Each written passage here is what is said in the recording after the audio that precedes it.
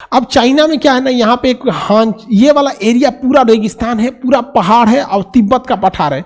इधर से इधर आना बहुत चैलेंज हो जाता है, जहाज भी इसके ऊपर नहीं उड़ती है ये तिब्बत के पठार, क्योंकि हवाओं का यहाँ डेंसिटी बहुत कम है, हवाई जहाज का इंजन बंद हो जाएगा या एयर सप्लाई कम हो जाएगी। इसलिए जब चाइना इस पे हमला करेगा तिब्बत पे ना, तो ताइवान पे, तो यहाँ से अमेरिका वगैरह सब आ जाएंगे, सब अमेरिका वगैरह सब आएंगे, नाटो सेना आएंगी, तो चाइना इधर बिजी हो जाएगा। ठीक वही समय रहेगा भारत के लिए कि वो पीओके के लिए लड़ ले, पीओके के लिए हमला कर दे, क्योंकि पाकिस्तान को ना चाइना उस स्थिति में बचाने के लिए नहीं आ पाएगा। तो जैसे वो इधर जाए हम यहाँ लड़ ले यहाँ पे। हालांकि चाइना दिखाने की कोशिश करेगा कि वो इधर भी मजबूत है, लेकिन एक साथ दोनों लड़ाइयाँ नहीं लड़ पाएगा। चाइना को कंफ्यूज करने के लिए यहाँ भी लड़ लेते हैं और इधर अरुणाचल प्रदेश में भी लड़ लेते हैं। तो उसके पास 3 अलग अलग एरिया, और यहाँ से मलक्का जल संधि काट दे, व्यापारों बंद हो जाए यहाँ से, उधर अमेरिका देख लेगा यहाँ पे। लेकिन हम नहीं, हमको जहाँ तक जितना हम आपको समझते हैं विदेश नीतियों को, कि सरकार की जो नीतियां और कितना एग्रेसिव है, ये श्रीलंका और मालदीव को तो ठिकाने नहीं लगा पा रही है। श्रीलंका और मालदीव आग दिखा रहा है सब। मालदीव सोचिए, मालदीव जेब में उतना हम लोग चना लेके घूमते हैं जितना चाइना के मालदीव का क्षेत्रफल है, वो आग दिखा रहा है हम लोग को, भगा दिया हमारी सेना को। समझ में गया? आप बताओ मित्रों, इस समय हमला होना चाहिए कि नहीं होना चाहिए?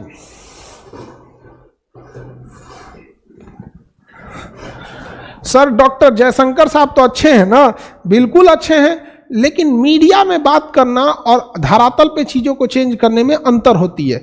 आप जयशंकर साहब की जो भी भाषण सुनते हैं वो किसी मीडिया वालों को दिए हुए रहते हैं या फिर किसी पाकिस्तान के मुद्दे पे दिए होते हैं, लेकिन जब बात आती है चाइना के मुद्दे पे तो आप जयशंकर साहब को भी सुने होंगे कि चाइना के मुद्दे पर उतना वो एग्रेसिव नहीं होते हैं और न ही कोई सोल्यूशन बताते हैं।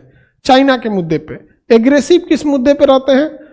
तो पाकिस्तान वाले मुद्दे पे और यूरोप की मीडिया वालों पे, लेकिन चाइना के मामले पे करिए तब तो समझ में आता है। हालांकि बहुत अभी तक के जो विदेश मंत्री है उसमें वो बहुत अच्छे हैं, नो डाउट उनकी योग्यता पर हम सवाल नहीं खड़ा कर सकते हैं, बहुत बेहतरीन है, लेकिन चाइना के मामले पे सबका मोह मोह हो जाता है। ठीक है, चीनी क्रांति का नायक sun यat-सेन, 1911 में इन्होंने क्रांति किया, 1912 में इन्होंने पार्टी बनाई, तो 1911 में चीन की क्रांति होती है। और चीन में बहुत बड़ा एरिया को संभालने के लिए ज़रूरत होता है। चीन में ये एरिया कहलाता है हान लाइन। चीन की 95% आबादी इधर रहती है, इधर कोई रहता ही नहीं है। 95% आबादी इधर ही रहती है। चीन का सारा डेवलपमेंट वाला एरिया इधर, इधर कोई रहता ही नहीं है यहाँ पर। आप समझो ध्यान से। तो चीन में क्वेमेंटोंग पार्टी थी, क्वेमेंटोंग पार्टी को लीड करते थे चियांग काई शेक। दूसरी पार्टी कौन थी? Communist party. इसको लीड कर रहे थे माओ त्से-तुंग। माओ त्से-तुंग, माओ त्से-तुंग, माओ त्से-तुंग, इन्हीं को शॉर्टकट में माओ बोला जाता है। माओ, मोए नहीं, माओ माओ, मोए मोए नहीं, माओ माओ। क्वेमेंटोंग पार्टी जो थी, sun यat-सेन की मृत्यु हो जाती है तो क्वेमेंटोंग पार्टी चियांग काई शेक के पास चली जाती है। क्वेमेंटोंग पार्टी चियांग काई शेक के पास चली जाती है। क्वेमेंटोंग पार्टी और कम्युनिस्ट पार्टी माओ के पास चली जाती है। कम्युनिस्ट पार्टी माओ के पास, कम्युनिस्ट पार्टी किसके पास जाती है? माओ के पास। माओ के पास जाती है कम्युनिस्ट पार्टी।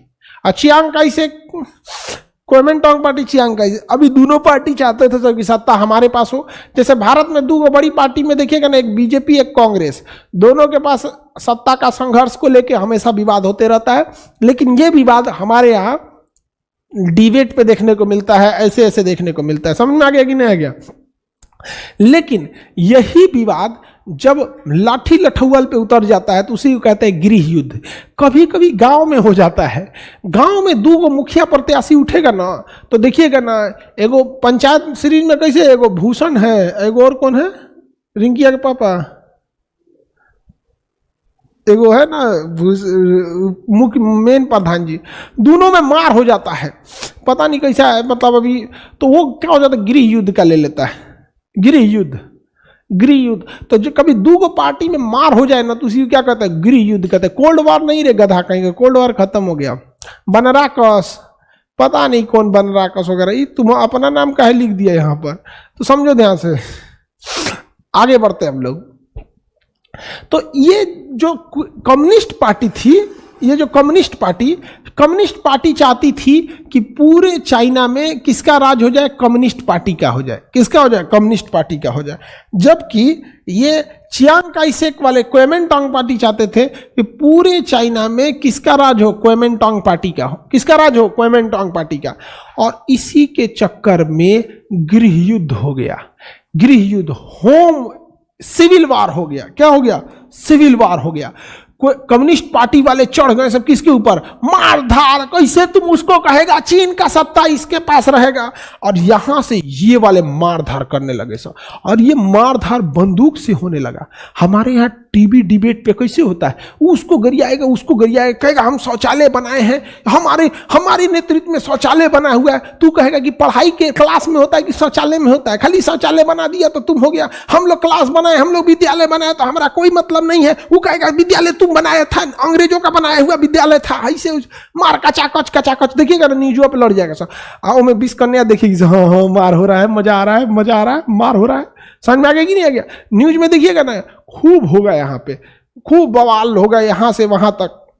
समझ में आ गया कि नहीं आ गया? लेकिन अगर जमीन ग्राउंड लेवल पे हो जाए, मार हो जाए, तो उसे क्या कहते हैं, गृह युद्ध। अब ये भीषण गृह युद्ध हो गया। और चाइना में हजारों लोगों की मौत हो गई आपसी लड़ाई में।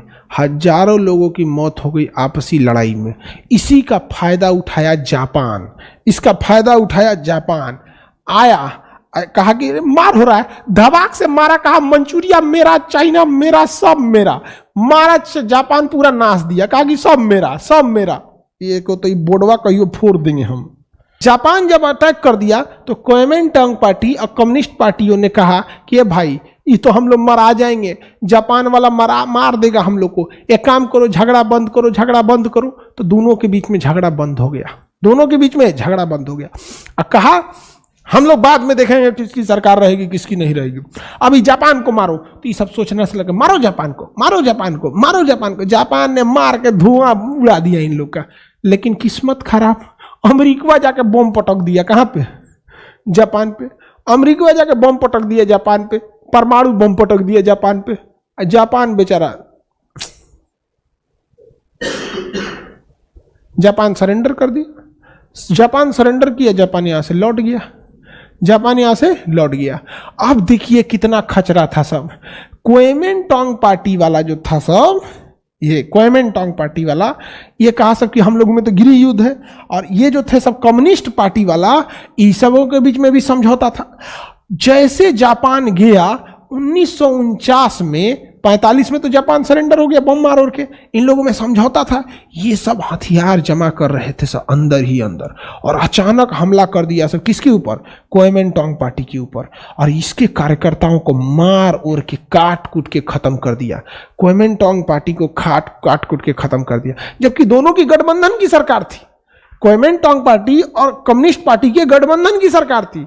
सरकार गठबंधन की थी। अभी बताओ कि अगर किसी को रिजर्व वित्त मंत्री बनाया जाए तो क्या देश का कुल पैसा वाले का वही भाग जाएगा? नहीं ना। तो यहां पर चियांग काई शेक को वित्त मंत्री बनाया गया था और गृह वगैरह विभाग कम्युनिस्ट के पास था यहां पर। और ये सब मार धार की इसको काटाकूटी कर दिया सब।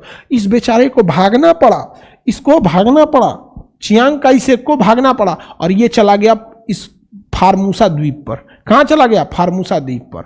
और इधर कम्युनिस्टों ने पूरा का पूरा चाइना कब्जा कर लिया।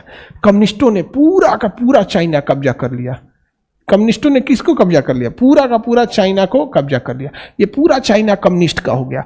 अब सोचो, जो सरकार गठबंधन की थी उस सरकार को ये सब मार काट के बम मार के उड़ाने वाला था सब। सोचिए कितना खतरनाक था सभी कम्युनिस्ट वाला। वो भाग गया चियांग काई शेक फार्मूसा नाम के द्वीप पर। कहां भाग गया? फार्मूसा द्वीप पर भाग गया। किस द्वीप पे भाग गया? फार्मूसा द्वीप पे भाग गया। अब सोचो, भारत में भी तो गठबंधन की सरकार है, तो क्या एक सरकार दूसरी सरकार को बम मार देगी, गोली मार देगी, भागना पड़ जाएगा? लेकिन ये भाग गया और कहा कि हम लौट कर आएंगे और पूरे चाइना पे कब्जा करेंगे। ये कहता है कि सोचा तूने जो बचलो दोनों खा जाएंगे हम यहाँ पर।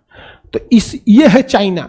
और चाइना कहता है वन चाइना, मतलब हम चाइना है और ये ताइवान कोई देश नहीं है, ये भी मेरा ही है। ये कहता है कि हम तो देश ही हैं और ये भी मेरा ही है। देख रहे हैं बनरा कसबा को, अरे शांति से रह जाओ अकेले। इतना चोट्टा है ये, सुनिए ध्यान से इसको। ये क्या कहता है कि चाइना तो मेरा ही है, साथ साथ ये जो चाइना ने अक्साई चीन कब्जा किया है भारत का, वो भी मेरा है। अरे बैल कहीं क्या, हम लोग बस इतना लिए इसको छोड़ रहे हैं क्योंकि चाइना का दुश्मन है। यहाँ पे कहता है कि ये मेरा ही है चाइना, और ये जो अक्साई चीन वाला एरिया ये भी मेरा है, और तिब्बत भी मेरा ही है।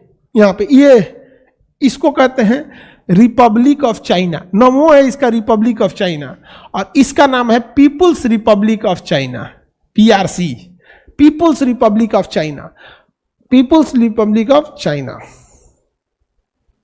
समझ में आ गया? ये बताओ वन चाइना का मतलब क्या होता है कि चाइना एक ही है।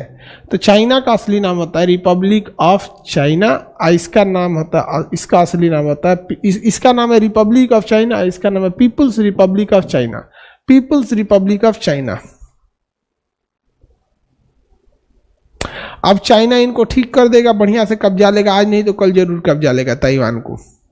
ताइवान को आज नहीं तो कल चाइना जरूर कब्जा लेगा, क्योंकि उसके बगल में पड़ोसी हम भारत वाले, हम लोग को इतना ही हम लोग आर्थिक रूप से इतना मजबूत है और ना ही कूटनीतिक रूप से इतना मजबूत है कि ताइवान को बचा सके। ताइवान में जितनी कंपनियां हैं, अगर वो अपनी टेक्नोलॉजी हमें दे देती हैं तो हम लोग को चाइना से कोई सामान ही नहीं खरीदना पड़ेगा। इलेक्ट्रॉनिक्स की जितनी चीज़ें हैं, बदले में भारत कह देता कि तुम्हारे सिक्योरिटी के लिए हम यहाँ से ब्रह्मोस वगैरह, सारा मिसाइल वगैरह हम यहाँ से यहाँ भेजेंगे, तो भेज दो, टेक्नोलॉजी ले लो, नहीं तो समझाओ तुम टेक्नोलॉजी नहीं दो या ना दो, तुमको ये कब्जा कर लेगा, बेटर है हमको दो, हम तुम्हारी सुरक्षा करेंगे यहाँ पर। भारत, लेकिन भारत में क्या है, भारत की मीडिया को लगता है कि भारत विश्व गुरु हो गया है। मीडिया में हम लोग बहुत आगे हैं। भारत न्यूज खोलिएगा तो ऐसा लगेगा हम लोग सिंगापुर को पीछे कर दिए। समझ में आ गया? और इसके साथ चाइना का अंत हो गया। अब चाइना कब कब्जा करेगा ये देखते हैं लोग। यहाँ पर हम लोगों को एक अच्छा है, लेकिन हम भारत सरकार की जिस तरह से नीतियां उसे देख के हमको नहीं लगता है कि कभी भारत सरकार इतना करने की हिम्मत भी दिखाएगी। आज नहीं तो कल चाइना जो है ना, ये ताइवान पर कब्जा करेगा।